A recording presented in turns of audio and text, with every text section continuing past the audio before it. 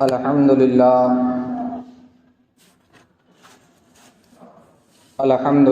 رب العالمین والصلاة والسلام علی سید المرسلین اما بعد فاعوذ باللہ من الشیطان الرجیم بسم اللہ الرحمن الرحیم قال اللہ تبارک و تعالی فی القرآن المجید والفرقان الحمید یا ایہا الذین آمنوا اتقوا اللہ وکونوا مع الصادقین آمنت باللہ صدق اللہ العظیم وبلغنا رسول النبی الامین الکریم ونحن علی ذلک لمن الشاہدین والشاکرین والحمد للہ رب العالمین۔ عقیدت و محبت میں جھوم کر درود شریف کا نذرانہ پیش کریں، پڑھے بآواز بلند اللہم صلی علی سیدنا و شفیعنا و نبینا و مولانا محمد و بارک وسلم صلاۃ و سلاما علیک یا رسول اللہ صلی اللہ تعالی علیہ وسلم۔ یا الہی رحم فرما مصطفیٰ کے واسطے، یا رسول اللہ کرم کیجئے خدا کے واسطے، مشکل حل کر شہ مشکل کشا کے واسطے، کربلائیں رد شہید کربلا کے واسطے۔ کیا بات ہے رضا اس چمنستان کرم کی، کیا بات ہے رضا اس چمنستان کرم کی، زہرا ہے کلی جس میں حسن اور حسین پھول، زہرا ہے کلی جس میں حسن اور حسین پھول۔ عزیزان ملت اسلامیہ، آج ہماری تقریر کا موضوع ہے حیات حضرت امام حسین رضی اللہ تعالی عنہ تاریخ کی روشنی میں۔ گزشتہ جمعہ میں آپ کے سامنے حضرت امام حسین رضی اللہ تعالی عنہ کے تعلق سے کچھ گفتگو کرنے کی سعادت حاصل کر چکا ہوں۔ آج بھی جہاں سے گفتگو ختم ہوئی تھی وہیں سے گفتگو کا آغاز کرنے کی سعادت حاصل کر رہا ہوں۔ حضرت امام حسین کا نسب نامہ آپ سماعت فرما لیں کہ آپ کا نام حسین، آپ کے والد کا نام علی، آپ کی ماں کا نام حضرت فاطمہ، آپ کے نانا کا نام محمد ابن عبداللہ صلی اللہ تعالی علیہ وسلم یعنی رسول کریم صلی اللہ تعالی علیہ وسلم ہے، اور آپ کی ولادت سن 5 شعبان 4 ہجری میں مدینہ منورہ میں ہوتی ہے، اور جب پیدائش ہوتی ہے تو ایسی صورت میں کان میں اذان دی جاتی ہے، اور کسی بزرگ شخصیت کا لعاب دہن سب سے پہلے بچے کی غذا بنانے کی کوشش کی جاتی ہے، جسے تحنیک کہا جاتا ہے۔ جب حضرت امام حسین رضی اللہ تعالی عنہ کی ولادت باسعادت 5 شعبان 4 ہجری مدینہ منورہ میں ہوتی ہے تو حضور صلی اللہ تعالی علیہ وسلم نے کان میں اذان دی اور حضرت امام حسین کے منہ میں اپنا لعاب دہن رکھا، اور آقا کریم صلی اللہ تعالی علیہ وسلم نے حضرت امام حسین کے لیے دعا فرمائی، اور پھر آپ کا نام حسین رکھا اور آپ کا عقیقہ کیا گیا۔ عزیزان ملت اسلامیہ، حضرت امام حسین رضی اللہ تعالی عنہ کی فضائل اور آپ کے کمالات آپ کتابوں میں بھی پڑھ چکے ہیں اور مقررین کی تقریر میں بھی سماعت کرتے ہیں۔ اس سے صرف نظر کرتے ہوئے اپنی گفتگو حضور صلی اللہ تعالی علیہ وسلم کے وصال مبارک سن 11 ہجری میں آقا کریم صلی اللہ تعالی علیہ وسلم کا وصال ہوتا ہے۔ اس وقت حضرت امام حسین رضی اللہ تعالی عنہ کی جو عمر پاک ہوتی ہے تقریباً 7 سال کی ہوتی ہے، اور حضرت امام حسین رضی اللہ تعالی عنہ 7 سال کے اس بچپن کے عرصے میں آقا کریم صلی اللہ تعالی علیہ وسلم کے زیر سایہ اور آپ کی شفقت میں پروان چڑھتے ہیں۔ آپ اندازہ لگائیں کہ آقا کریم صلی اللہ تعالی علیہ وسلم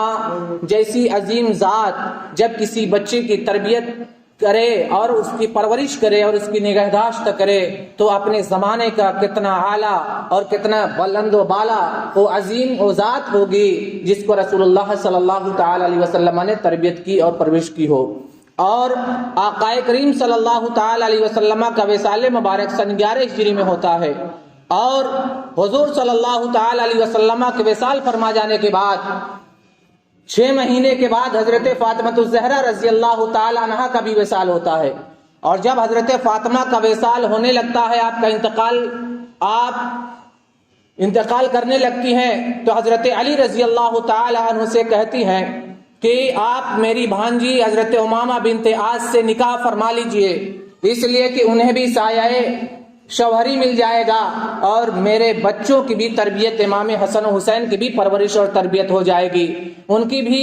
دیکھ ریکھ ہو جائے گی. اور جب حضرت فاطمہ الزہرا رضی اللہ تعالی عنہ کا وصال ہو جاتا ہے، حضرت علی رضی اللہ تعالی عنہ رسول اللہ صلی اللہ تعالی علیہ وسلم کی نواسی حضرت زینب کی بیٹی حضرت عاص کی شہزادی سے نکاح فرماتے ہیں اور ان سے بھی ایک بیٹا پیدا ہوتا ہے. عزیزان ملت اسلامیہ، آقا کریم صلی اللہ تعالی علیہ وسلم کے سب سے پہلے جانشین اور سب سے پہلے خلیفہ حضرت ابوبکر صدیق رضی اللہ تعالی عنہ ہیں. حضرت ابوبکر صدیق رضی اللہ تعالی عنہ آقا کریم صلی اللہ تعالی علیہ وسلم کے وصال مبارک کے بعد آپ خلیفہ بنائے جاتے ہیں. اور جب آپ خلیفہ بنائے جاتے ہیں تو ایسی صورت میں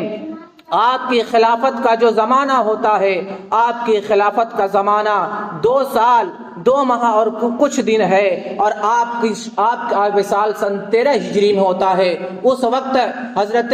امام حسین رضی اللہ تعالی عنہ کی عمر پاک 9 سال کی ہوتی ہے، اور حضرت ابوبکر صدیق رضی اللہ تعالی عنہ اپنی خلافت کے زمانے میں آقا کریم صلی اللہ تعالی علیہ وسلم کے حسنین کریمین شہزادگان سے بڑا پیار کرتے تھے،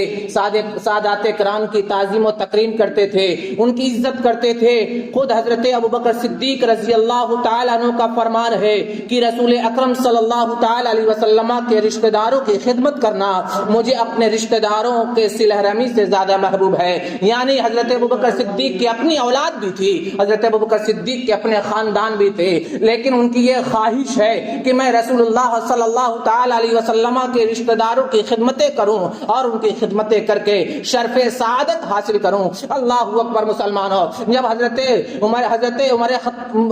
عمر بن خطاب رضی اللہ تعالی عنہ کا زمانہ خلافت آتا ہے تو حضرت ابوبکر صدیق کے وصال فرما جانے کے بعد حضرت عمر فاروق رضی اللہ تعالی عنہ خلیفہ بنائے جاتے ہیں، اور آپ کی خلافت کا زمانہ 10 سال 6 ماہ 4 دن رہتا ہے. اور سن 23 ہجری میں حضرت عمر فاروق رضی اللہ تعالی عنہ کی شہادت ہوتی ہے. شہادت کے وقت حضرت امام حسین رضی اللہ تعالی عنہ کی جو عمر پاک ہے وہ 19 سال کی ہے. آئیے میں تاریخ کی روشنی میں دور خلافت عمری کا کچھ واقعات کے گوشے گزار کر دے رہا ہوں تاکہ آپ کو اندازہ ہو جائے کہ حضرت عمر فاروق رضی اللہ تعالی عنہ کا یہ جو دور خلافت تھا یہ کتنا زرنی تھا اور کتنا ہی عظیم تھا، اور حضرت عمر فاروق رضی اللہ تعالی عنہ کس طریقے سے سادات کرام کی تعظیم فرماتے ہیں، ان کا خیال کس طریقے سے فرماتے ہیں اور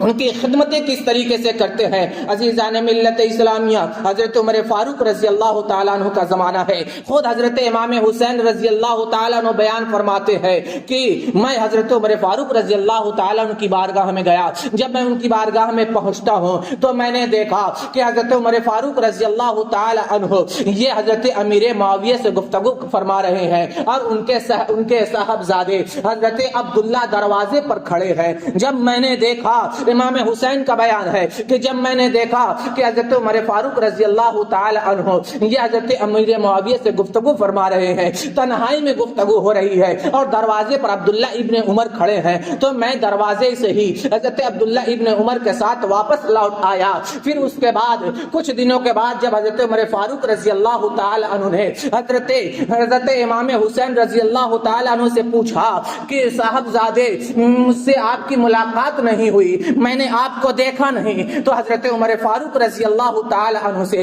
امام حسین رضی اللہ تعالی عنہ نے فرمایا کہ امیر المومنین میں آپ کے کاشانہ اقدس پر آیا تھا، میں آپ کے پاس آیا تھا، لیکن میں نے دیکھا کہ آپ حضرت امیر معاویہ سے تنہائی میں گفتگو فرما رہے ہیں، اس لیے میں آپ کے صاحبزادے کے ساتھ واپس آ گیا. تو حضرت عمر فاروق رضی اللہ تعالی عنہ نے فرمایا کہ اے شہزادے، اے امام حسین آپ ابن عمر سے زیادہ حقدار ہیں. ہمارے سروں کے بال اللہ تعالیٰ نے آپ کی برکت سے اگائے ہیں. یعنی ہمیں جو بھی عزت و شرف ملا ہے, جو ہمیں بزرگی ملی ہے, آپ کے خاندان سے اور آپ جیسی عظیم ذات سے ملا ہے. اور اس کے بعد مسلمانوں, جب مسلمانوں نے ایران کو فتح کیا, شام کو فتح کیا, مصر وغیرہ فتح کر لیا گیا, دورے خلافت فاروقی ہے اور مسلمان خوشحال ہو جاتے ہیں. حضرت امیر المومنین عمر فاروق رضی اللہ تعالیٰ عنہ جہاں صحابہ کرام کے وظیفوں کو بیت المال سے مقرر فرماتے ہیں, صحابہ بدر کے وظیفوں کے بیت المال سے مقرر فرماتے ہیں, ان کی اولاد کے لیے بیت المال سے وظیفہ مقرر فرماتے ہیں, وہیں پر حضرت علی, حضرت امام حسن حسین رضی اللہ تعالی عنہم کے لیے بھی وظیفہ مقرر فرماتے ہیں. ذرا وظیفہ مقرر کرنے کا انداز تو دیکھیے کہ حضرت عمر فاروق رضی اللہ تعالی عنہ اپنی اولاد پر امام حسن حسین کو ترجیح دیتے ہیں, اپنی اولاد پر, اپنی خاندان پر, اپنے شہزادگان پر حضرت امام حسن حسین حضرت علی کو فوقیت دیتے ہیں. عزیزان ملت اسلامیہ, سیرت نگار یہ لکھتا ہے کہ جب حضرت عمر فاروق رضی اللہ تعالی عنہ نے بیت المال سے وظیفہ مقرر کیا تو جنگ بدر میں جو صحابہ شریک ہوئے تھے ان کے لیے 5000 درہم کو وظیفہ مقرر فرماتے ہیں. اور جہاں ان کے شہزادوں یعنی اصحاب بدر میں شریک ہونے والے صحابہ کے جو وظیفے مقرر کیے جاتے ہیں, ان کی جو اولادیں ہوتی ہیں ان کے لیے 2000 درہم وظیفے مقرر کیے جاتے ہیں. اور جب حضرت علی رضی اللہ تعالیٰ عنہ اور حضرت امام حسن حسین کی باری آتی ہے تو اپنی اولاد پر ترجیح دیتے ہوئے خود اپنی اولاد کے لیے جو وظیفہ مقرر کرتے ہیں وہی وظیفہ مقرر کرتے ہیں جو جنگ بدر میں شریک ہونے والے صحابہ کرام کے لیے, صحابہ کرام کے شہزادوں کے لیے مقرر کیا تھا. یعنی 2000 درہم اپنے لڑکے عبداللہ ابن عمر کے لیے مقرر کرتے ہیں. اور لیکن حضرت امام حسین رضی اللہ تعالیٰ عنہ, حضرت امام حسن رضی اللہ تعالیٰ عنہ کا جب وظیفہ مقرر کرنا ہوتا ہے بیت المال سے, تو حضرت عمر فاروق رضی اللہ تعالیٰ عنہ نے جس طریقے سے حضرت علی رضی اللہ تعالیٰ عنہ کا وظیفہ 5000 مقرر فرمایا تھا, اسی طریقے سے حضرت امام حسن حسین کا بھی وظیفہ بیت المال سے 5000 مقرر فرمایا تھا. اور عزیزان ملت اسلامیہ, آئیے آگے اور میں آپ کو بتاتا ہوا چلو کہ حضرت عمر فاروق رضی اللہ تعالیٰ عنہ کا زمانہ ہی ہے, خلافت فاروقی کا دور ہے. ایک مرتبہ کپڑا آتا ہے دور خلافت فاروقی میں, تو اس کپڑے کو جب لوگوں میں تقسیم کیا جاتا ہے تو حسنین کریمین کے مناسب اس میں کوئی کپڑا نہیں تھا. آپ کی شایان کے مطابق اس میں کپڑا نہیں تھا کہ میں حضرت عمر فاروق رضی اللہ تعالیٰ عنہ اسے حضرت امام حسن و حسین کو عطا فرمائے. اللہ اکبر مسلمانوں, وہ حضرت عمر فاروق رضی اللہ تعالی عنہ نے پھر یمن ایک شخص کو بھیجا, اور بھیجنے کے بعد انہوں نے وہاں سے کپڑا منگایا, اور کپڑا منگانے کے بعد حضرت عمر فاروق رضی اللہ تعالی عنہ نے حضرت امام حسن و حسین کو عطا فرمایا. اور عطا فرمانے کے بعد آپ نے جو جملہ ارشاد فرمایا, کتنا مبارک جملہ ہے کہ حضرت عمر فاروق رضی اللہ تعالی عنہ نے فرمایا کہ اب میرا دل خوش ہوا, اب میرا دل خوش ہوا. یعنی وہ کپڑا جو آپ کی شایان نہیں تھا وہ دیگر لوگوں میں تقسیم کر دیا گیا, لیکن ایک شخص کو یمن بھیج کر کے کپڑا وہاں سے عمدہ قسم کا کپڑا منگایا جاتا ہے. اور حسنین کریمین کو دینے کے بعد حضرت عمر فاروق رضی اللہ تعالیٰ عنہ فرماتے ہیں کہ اب میرا دل خوش ہوا. یعنی حسنین کریمین کی بارگاہ میں نذرانہ عقیدت پیش کرتے ہیں اور عمدہ قسم کا نذرانہ عقیدت پیش کرتے ہیں, اور اس سے آپ کا دل خوش ہو جاتا ہے. عزیزان ملت اسلامیہ, جب ہم حضرت امام حسین کی تاریخ کو پڑھتے ہیں, ان کی زندگی کا مطالعہ کرتے ہیں, ان کے حیات پاک کو جب سیرت کی کتابوں میں یا تاریخ کی کتابوں میں پڑھتے ہیں تو ہمیں یہ ملتا ہے کہ امام حسین نے یکے بعد دیگرے کئی شادیاں بھی فرمائی تھی. حضرت شہربانو جو حضرت عمر فاروق رضی اللہ تعالیٰ عنہ کے زمانے خلافت میں ایران جب فتح ہوا تھا وہاں سے قیدی بنا کر کے لائی گئی تھی. جب حضرت عمر فاروق رضی اللہ تعالیٰ عنہ کو یہ خبر دی گئی کہ ایران کے بادشاہ کی شہزادی ہے جو قید کر لی گئی ہے اور مدینہ کی سرزمین پر لائی گئی ہے, قیدیوں میں اس کا بھی شمار ہوتا ہے, تو حضرت عمر فاروق رضی اللہ تعالی عنہ نے صحابہ کرام سے مشورہ فرمایا اور آپ نے ارشاد فرمایا اس شہزادی کے لیے ایک شہزادہ ہی لائق ہے. لوگوں نے خیال کیا کہ حضرت عمر فاروق اپنے بیٹے عبداللہ ابن عمر سے حضرت شہربانو کا نکاح فرما دیں گے, لیکن حضرت عمر فاروق رضی اللہ تعالی عنہ نے شہربانو کا نکاح اپنے بیٹے حضرت عبداللہ ابن عمر سے نہیں فرماتے ہیں, بلکہ بلکہ رسول اللہ صلی اللہ تعالی علیہ وسلم کے نواسے حضرت فاطمہ کے لگتے جگر حضرت علی کے نور نظر حضرت امام حسین سے فرماتے ہیں، حضرت علی کو بلاتے ہیں اور بلانے کے بعد کہتے ہیں کہ میری یہ خواہش ہے، میں آپ کو یہ مشورہ دیتا ہوں کہ یہ ایران کی شہزادی ہے، ایک شہزادہ ہی اس کے لائق ہے، اس لیے آپ اس کا نکاح حضرت امام حسین سے کر دیں۔ اس کے بعد حضرت علی کے مشورے سے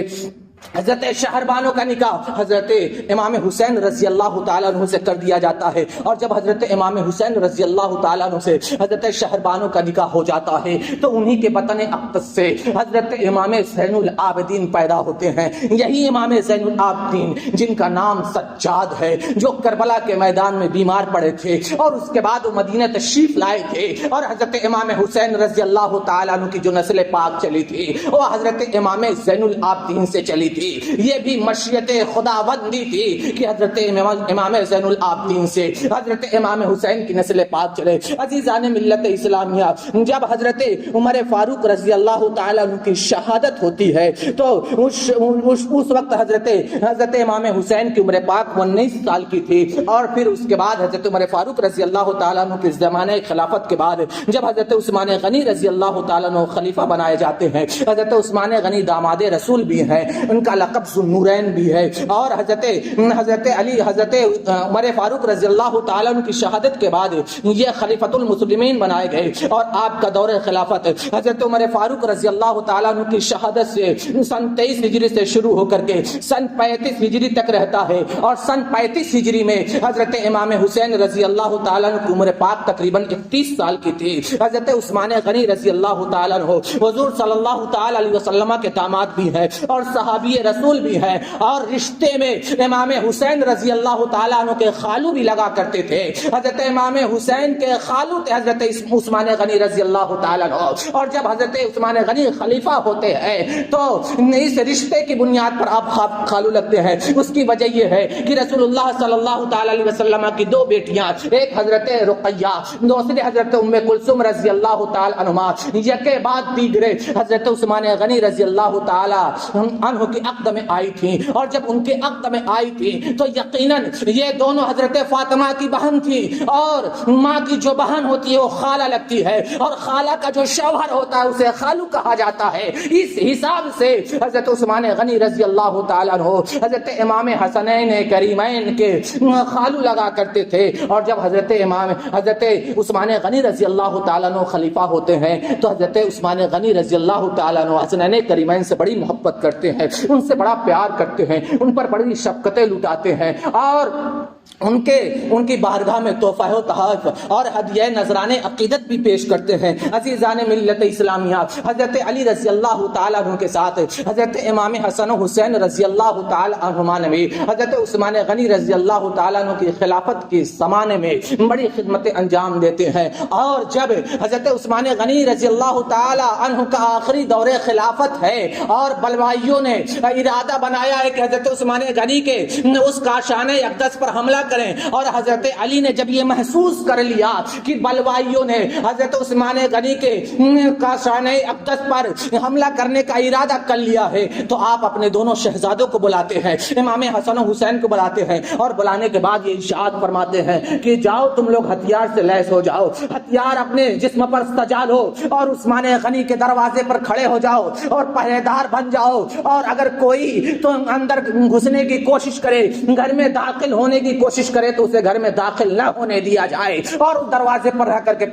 پہرے داری کرو۔ چنانچہ حضرت امام حسن حسین اپنے والد حضرت علی کے قول کے مطابق عمل کرتے ہیں اور دروازے پر کھڑے ہو جاتے ہیں اور بلوائیوں کا ڈٹ کر مقابلہ کرتے ہیں۔ عزیزان ملت اسلامیہ، یہاں پر کچھ آپ کو شبہ ہو رہا ہوگا کہ یہ بلوائی کون ہے؟ حضرت عثمان غنی رضی اللہ تعالیٰ عنہ کی شہادت اور آپ کو قتل کرنے کے ارادے سے جو لوگ آئے ہوئے تھے انہیں بلوائی کہا جاتا ہے۔ یہ تاریخ میں ایک عظیم باب ہے، یہ تاریخ کا ایک عظیم واقعہ ہے، کبھی وقت ملے گا تو انشاءاللہ حضرت عثمان غنی رضی اللہ تعالیٰ عنہ کی شہادت پر بھی بیان کر دوں گا۔ عزیزان ملت اسلامیہ، حضرت امام حسن حسین حضرت عثمان غنی کی حفاظت فرماتے ہیں، لیکن جب آپ کی شہادت کا وقت مقرر ہو جاتا ہے اور آپ کی شہادت ہوتی ہے، حضرت عثمان غنی رضی اللہ تعالیٰ عنہ کی شہادت کے بعد حضرت